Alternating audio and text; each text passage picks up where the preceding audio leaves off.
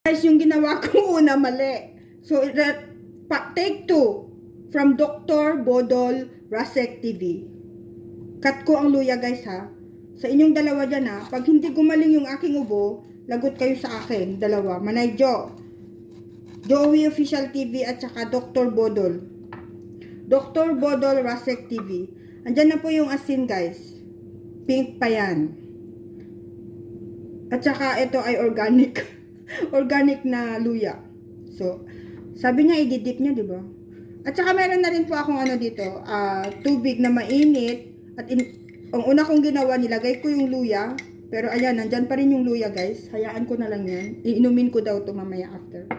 So, ang luya guys, na organic. Tas, i-dip sa asin, then ngunguyain. Ganun daw pala ang instruction niya. Mali pala ako. Wala naman siyang pinagbago. Maano lang siya?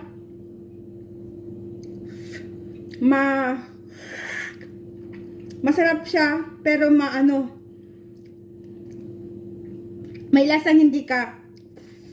Iba pa rin yung ano. Iba pa rin yung nakababad mas masarap. Pero ito maano. Mas magaling pa rin si Manay sa expression niya. Pero at least kaya ko. 'Di ba? Maanghang siya, mas maanghang sa sili na red.